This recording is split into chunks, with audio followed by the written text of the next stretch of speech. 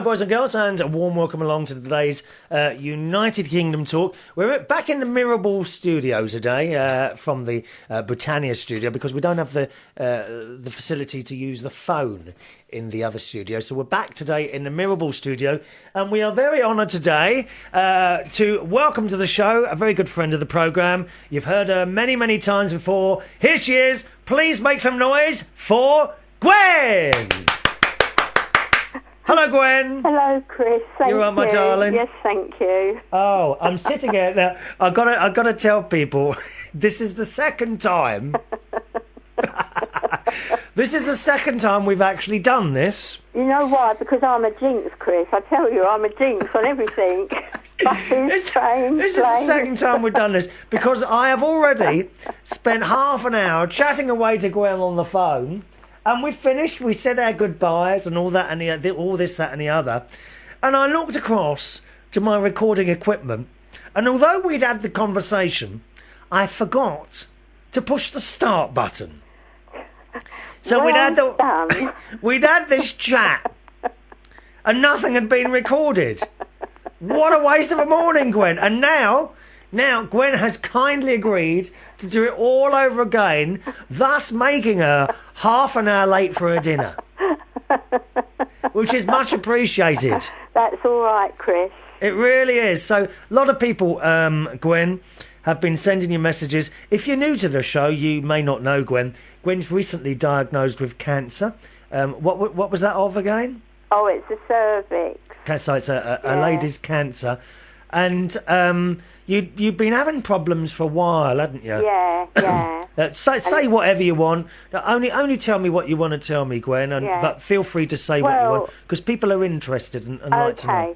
Well, all I'd like to say is, I'm keeping a really positive, open mind. I don't want anybody. I hate the thought of my poor family having to feel miserable, or any of my friends out there. I don't want them to sort of sit and get upset because I'm not. I am upset, obviously, but I'm not laying here dwelling on it. I'm not making myself miserable. I'm not thinking miserable thoughts. All I'm thinking about is when can I get out into the world again and have a sing and sort of meet up with everybody and do all the things that I'm used to doing. So that's all I'm focusing on the whole time. Your singing is greatly missed, Gwen. Oh, thank you. And I received a lovely card this morning and a DVD that Chris has made for me from all the lovely people at Belushi's that I go to on a Monday night. And of course, I got the card, and Chris, I rang you up and I couldn't stop crying. The trouble is, people are so nice, and they've sent you lovely messages, which, as you know, I read you down the phone. Right.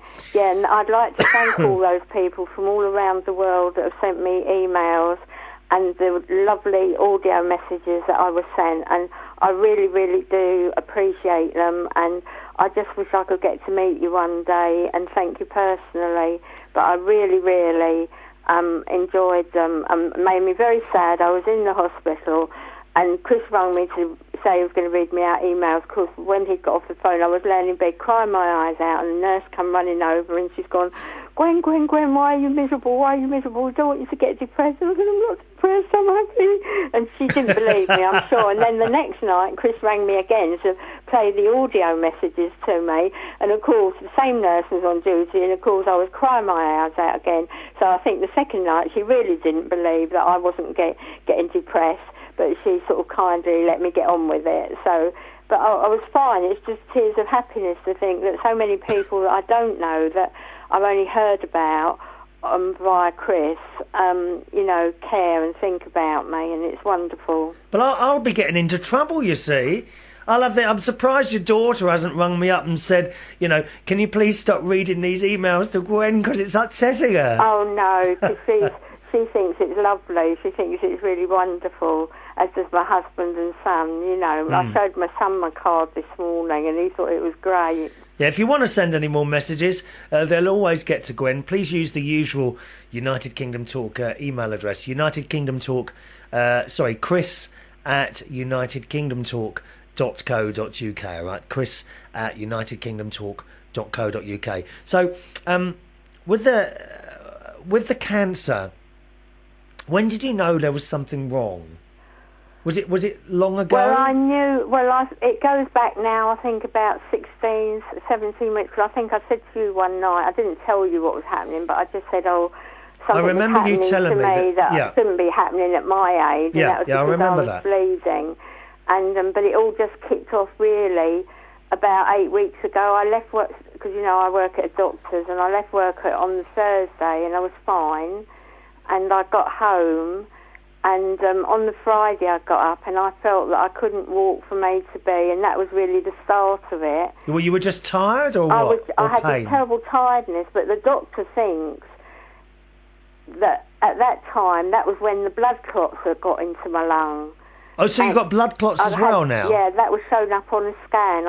They found these, when I went to have my scan for the cancer, they picked up blood clots, and of course I hadn't got home from having the scan. I was home about half an hour, and I got a phone call from the consultant to say that I had to immediately to go to the University College Hospital in central London to be admitted, because of the blood clots in my lungs. So of course it all kicked off from there really. So I went on the Monday, nearly 3 weeks ago, and was admitted, and the next day they did what they call an IBS. They put these what they call a bird's nest down into my lung to collect any blood clots that were filtering through. How does that get there, Gwen? Well, they did an incision in my neck. Ooh, is it on the side, is it, or yeah, what? It's sort of like to the side of my neck. Okay. And then they pushed the wires and whatever is attached to it, and then they inflated it once it was in my lung.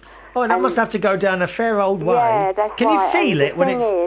The most I could feel was like the pressure on the veins in my neck, because the surgeon seemed to be pressing down.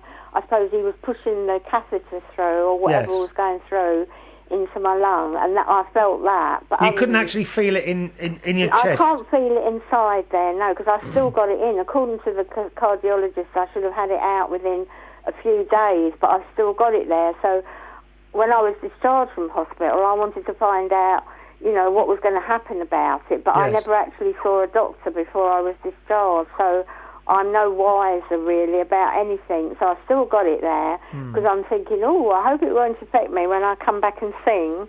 I don't suppose it will. Oh. I'll have to breathe in, because you're supposed to breathe in through your abdomen anyway.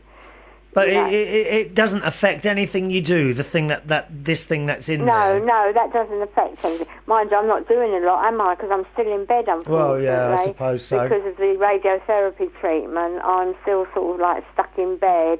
Yeah, I was going to... Because of having to get in and out of the loo. I was going to say that. So that was for the blood clot. Yeah. Is that in any way connected to the cancer? Well, the surgeon said because I was hemorrhaging... Yes. That was causing the blood clots, and it was pressing on the veins either side of my body and sending the blood clots up into my lungs. Right. Yeah, and of course it is a very serious condition, because unfortunately my mother had an operation, and she'd been in there a month, and she was actually going convalescing. And on the morning she was going convalescing, she got out of bed and collapsed and died, and that was because she had this blood clot. But what caused it on your mum then? She'd had an operation, and of course, when you have operations, you are prone to getting blood clots, because it's like the clots of blood that you get in your leg, what they call deep vein thrombosis, DVTs. And it starts off because the doctor was quite puzzled, because he said to me, had I had any pain in the calf of my leg, had I had any pain in my chest, had I had a cough, and I didn't have any symptoms whatsoever. Right. And I thought, well, this is Gwen they're talking about here, because, Gwen doesn't do anything easily. Everything's sort of complicated. So I just didn't have any of those symptoms. But the only symptom I had was on that Friday when I got out of bed, and I couldn't feel that I couldn't walk from A to B without wanting to sit down. And that was probably it. The clots of blood had probably gone into my lungs then. Right. And from then on, I just went downhill. And you have injection? Or is it hep something? Yeah, heparin. I'm doing it. I have to give myself injections twice a day. And where do you put those? In your arm? In the proxima of my thigh. You can put them in your arm, but it's awkward for me because I'm left-handed. Right.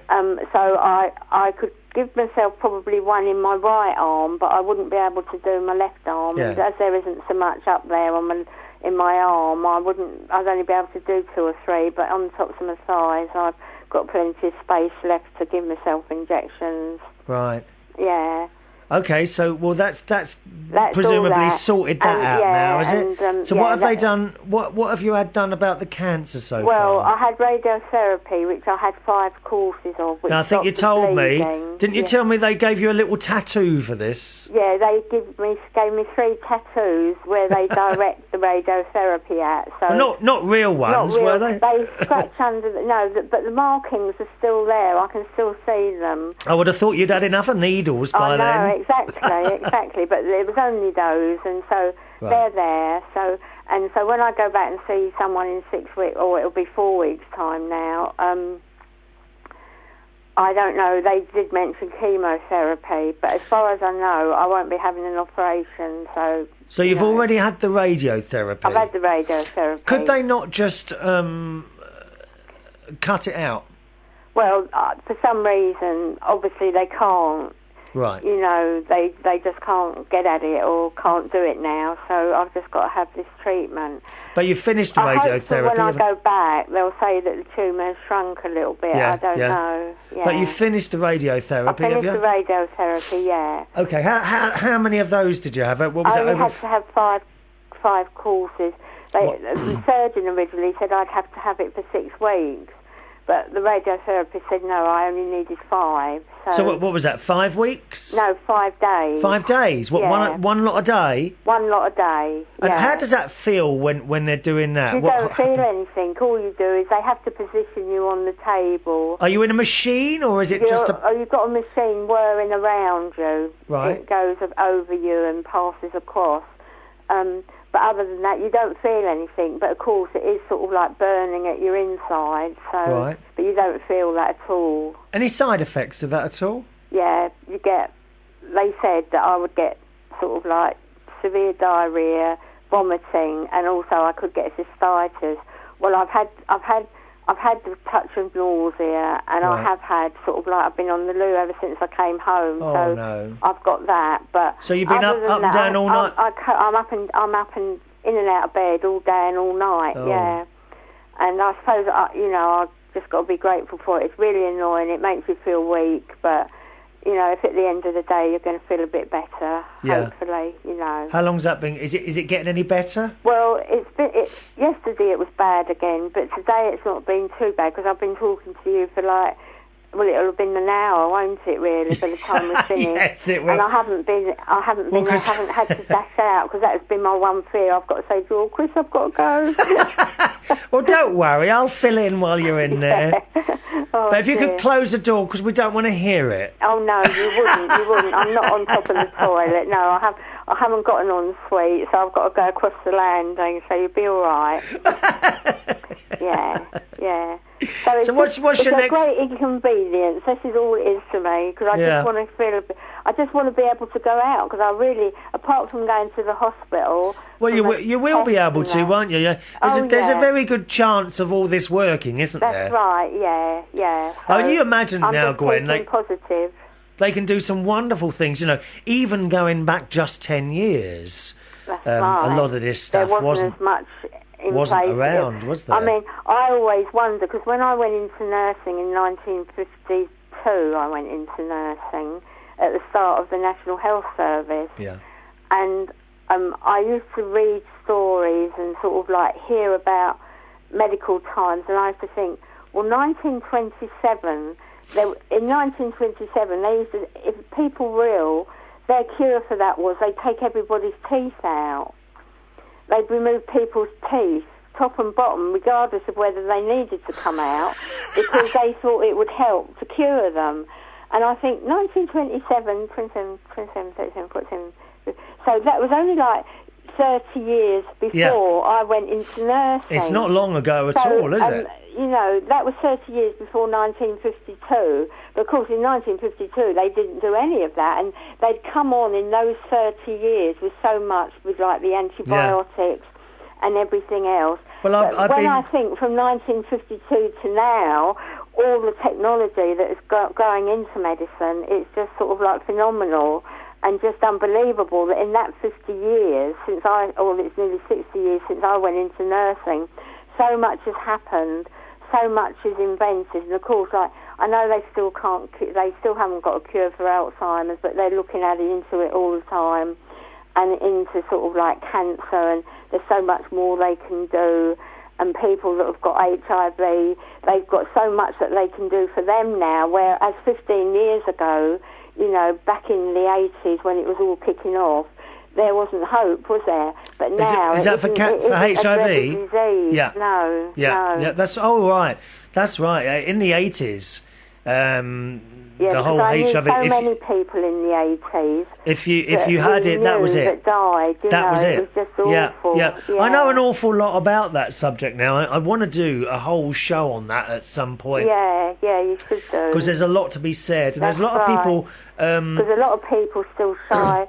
Yeah, unfortunately, with the HIV thing, it's a bit like cancer was in the 60s and 70s. That's right. Now, if you knew someone who had cancer then, right, you didn't want to go and see them in case you caught it. That's right. And there was a lot of that then. Now, it's way out in the open. I mean, for example, you coming on here and telling us your whole thing, a similar thing with the HIV. You see, a lot of people think, you sit in the same room as someone or share knives and forks and you're going to catch it. And it's just not the case. And there's a lot of stigma with HIV now. That's why. But I don't think there is much stigma now. The only trouble is people react to it in different ways. That's right, in this day and age, don't they? They immediately sort of like clam up and think, oh, God, it's a death sentence. Yeah. And they shouldn't think like that at all. Because I think if you are negative thinking, then, that will all come back to you. And I don't It's half the way there, isn't it? But fortunately, certainly... Negative. But I know everybody can't... I don't blame people because I know it's easy. And I know just everybody can't be the same way. They go into sort of like to within themselves. And it is very hard. And something I would like to sort of say is, when I was told that I had the cancer, it was just absolutely unbelievable, really. My daughter had come along to the hospital with me. She was sitting outside because we couldn't get into the doctor's room. We had a wheelchair because I couldn't walk. And there was medical students in the room. I go in. The doctor said to me, oh, I'm Mr. Blah, blah, blah. And I said to him, oh, I feel I know you because I've typed numerous letters to you. And he said, oh, who do you work for? And I gave him the name of the GP. Because you worked in a doctor for so long, yeah. That's right. And he said, oh, sit down. So he went to me, well, I've got to tell you this. Unfortunately, it's bad news. You've got cancer. I'll just go and get you a few leaflets to explain. You'll be going to University College Hospital, London, to be sorted out. He said, I'll go and get you some leaflets. He came back in. He sat down. He said to me, oh, you look very pale. You look very anaemic. I'll give you some iron tablets. You better go and have a blood test. And then he went to me, well, good afternoon. It's been very nice meeting you, and showed me out the door. And not a lot of compassion there, then? There was no compassion. There was nothing. And because I'm who I am, and because I've done nursing, and I'd already guessed that I'd got it anyway, but it was still a shock, because the worst thing about it was I had to go out and tell my daughter, and my daughter and myself have got a fantastic relationship, as I have with my husband. Your daughter lives in Austria. She lives in Austria, but she's been over because she's been over looking after me, because she felt she wanted to be here. She couldn't stay in Austria, so she's left her poor husband behind to be with me. And she's actually gone home for a week now, so, she's gone back to sort of see her husband, but she's coming back again. And I had to go out and tell her, so of course we both sat outside crying, and then all I wanted to do was get home, so we came home, and then of course I had the terrible news of having to tell my husband and son. My husband, of course, broke down in tears and got really, really upset, but I said to them all, look, I don't want any of you to be miserable, because I'm not going to make your lives miserable. I want to be happy, and I want us all to carry on as we normally do, and just get on with things. Of course, they was all miserable that night, but the next day they all got back to normal and sort of felt that they could sort of like carry on. And I've been like this ever since. I just want to be happy. I want them to be happy and not to sort of dwell on anything miserable. I know we've all got to die one day, and, you know, we've all got to go there, but I don't want them every day thinking, oh, Mum's only got another day, Mum's only got another day, because I will know in myself perhaps when things take a turn for the worse, but I'm not thinking along those lines. I mean, I'm getting old, so I've got to 73, and as the doctors at the hospital... Oh, Gwen, I thought you was a lot older than that. Yeah, I know, Chris. I go up 110? I thought you were over 100. I know. Every time I come to karaoke, you tell me I've gone up 10 years every week. Yeah, but it's some of the other things that I say that sometimes you're not keen on, isn't it? That's right, yeah. Sometimes Gwen will be sitting there and I say, if we've got any young girls that are looking for a job, she does run a place in King's Cross, which is like the red light district of London. I run a disreputable house. Yes, thank you, Chris. Yes, I'm a good, clean living girl, I am. Gwen, my fair lady. Has anyone ever actually come up to you and say, he mentioned that you were looking for people? Has anyone actually come up and asked for a job? No, thank God. They haven't.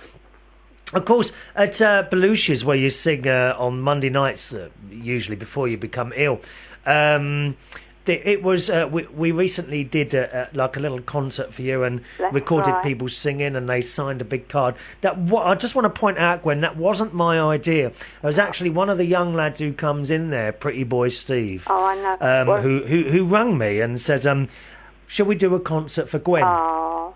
And then the next week I took along the camera and the sound equipment. Well, as you know, Chris, that arrived this morning for me, and as you know, I phoned you up in tears because I was so upset. I was reading all of it, and I put the video in before you rang me, and I managed to watch 2 of the singers, so once we finish, I'll continue looking at it. I think there's about 16 on there altogether, Gwen. Chris, that's lovely. On the DVD.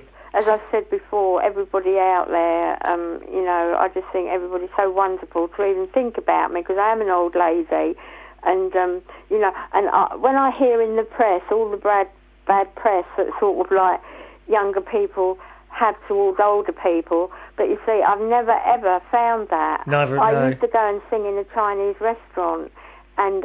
Did you get a free meal? No, I never got a free meal. I wouldn't be touching any of that, Gwen. Chinese food, dear. Oh, it was lovely, Chris. The food was really lovely. You know what I'm like with foreign food, Gwen? I know what you're like, Chris. And I used to go and sing in there, and unfortunately, half of the people that went in there were youngsters, were teenagers, like in their 13s up to about 17. But I have to say, I used to have the most marvellous time with them all. And I got on really, really great. So when I hear about old people sort of saying, oh, the youngsters have got no respect for old people, I think a lot of it has got to do with is how you treat people. Yes. I mean, you know, I come into this, like when I first came into the Black Cap, I come in, I sit there, I don't make a fool of myself, try to make out I'm a 20-year-old, do I? That's where we first met, isn't it? I just sit there and I wait to be called up to sing a song. I go and sing my song and I go and sit back down, and I got on well with everybody in there, and sort of like in Belushi's, I know that I get on very well with everybody in there, and wherever I go, I've always done it, and I think it's because I treat people with respect, and I don't sort of talk down to them, and I don't put them down or do anything. I mean, I was actually invited, the kids that used to go into the Chopsticks restaurant, they used to be forever on the phone at me, and if my son was at home and he used to answer the phone, he'd call out, "Mum, your groupies are on the phone."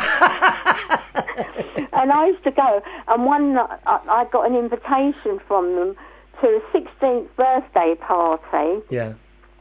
And they wanted me to go along and sing, and because the parents were going to organise a disc jockey, but they thought if I went along, I'd get them all started. Anyway, I got this invitation. The party started at 11 o'clock at night. And I sort of phoned the girl up and I said to her, I said, you know, old ladies are usually all tucked up in bed. She said, oh, Gwen, you're not an old lady. She said, you've got to come. So I got there at 11 and I left at 5 in the morning. Oh, no. You see, I mean, I used to...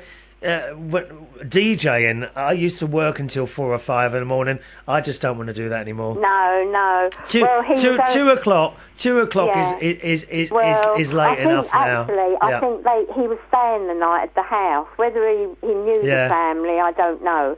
But he was going to go from finishing and going. But of course, I had to phone my son up and say, Ian, can you come and get me? 5 o'clock in the morning, dear. So have you got any more bookings in mind at some point? I like to think you'd be back singing with us by Christmas. Oh, really, I hope so, Chris.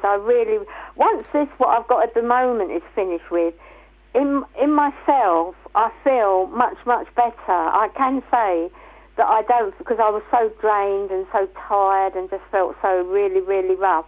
I suppose the combination of the blood clots and the hemorrhaging wasn't helping. That was pulling me right down. Yes. So I really, really hope, we are still another week to go in October, and then we've got the whole of November. So I really hope that by the end of November, or even if I could get in the middle of November, would be great. But I'll just have to see how it goes, because if I start chemotherapy, I don't know what that will entail. I have a feeling we'll see you just before Christmas. Oh, I'm sure. Well, even if I couldn't sing, I would come along just to listen, or, just be there. Just sit there, yeah. Incidentally, anyone who wants to see the little video that we made of Gwen, I have split it up into 16 kind of singers. And if you want to watch any of those, you can go on Facebook, okay, and under the groups section, look for Belushi's Hammersmith, and look for the one with the most members. There's about 341 members, I think, something like that. All right, so once again, go onto Facebook, look for the Belushi's Hammersmith group. Okay, so on the group section, Belushi's Hammersmith, and then just scroll down to the videos, and you'll see all the little videos that we made for Gwen there just a couple of Mondays ago, all right? Oh, that's really lovely. All right, you haven't got to my one yet then, Gwen? I haven't got to your one Love yet, on the Rocks, I do. Oh, Love on the Rocks. Rocks is no surprise. Oh.